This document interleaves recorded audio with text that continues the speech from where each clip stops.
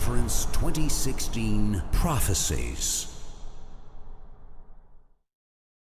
The reality is, my brothers and sisters, I know today there is a huge debate about music. I want to mention again, we spoke about logic a little bit earlier. We know from a religious perspective, the ruling. Let's speak about from a logical perspective. Wallahi, now I have done my own little research with non-Muslims. And I have asked religious non-Muslims, I'm talking of Christians and Jews and Hindus, etc., naming top pop stars from the music industry. Would you allow your children to listen to this person? Never. Would you allow them this? Never. Would you allow them that? Never. Why? It's dirty, it's immoral, it's filthy, it's degrading, and it's unacceptable. Not in my home. But you're a Christian, I know, not allowed. But you're a Jew, not allowed in my home. But you're a Hindu, never, not with my children. Why? Because the industry is dirty, that's what it is. So people argue, no, there is maybe perhaps, I do agree.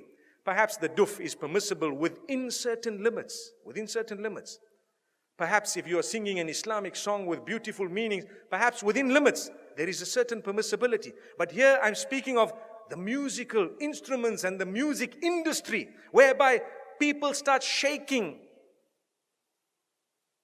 I don't even know what. It comes naturally. They say it's natural. It's not natural. It's shaitan's way of controlling you. You listen to the beat continues. You start tapping your finger, you start moving your head. A little while later, you start moving the top of your body, and a little while later, you start moving the bottom of it. May Allah subhanahu wa ta'ala forgive us.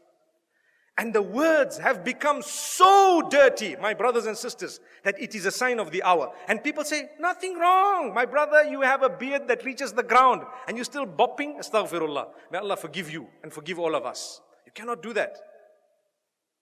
We need to be careful. I want to teach you something very, very beautiful. Why don't you replace that with the Quran? Melodious recitation. Listen to Ra'ad al-Kurdi. Listen to anyone else that you would perhaps like, Sa'ad al-Ghamidi. Beautiful recitals of your choice. Abdul Basit, Abdul Samad, whoever else you like. There will be so many people. Replace it. It's beautiful. It's soothing.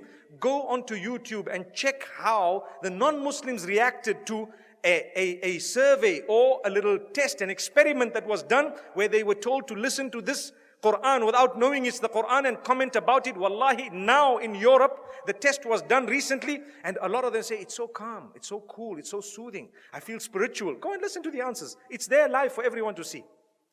And we Muslims who have the Quran, we are not achieving any soothing, no comfort, no nothing from this. How and why? Surely you can replace it. I would rather be resurrected and arrive in the presence of Allah subhanahu wa ta'ala, having known as a person who gave up dirty music for the words of yours, O Allah. I didn't want to listen to all of this. I gave it up. I know there was a debate about halal, haram. I do know the majority of the scholars said it's not permissible. I do know some of them said, okay, within a certain scope it's okay. But remember, those who say within a certain scope it's okay, none of them say that the musical industry of today is permissible. Not even one of them.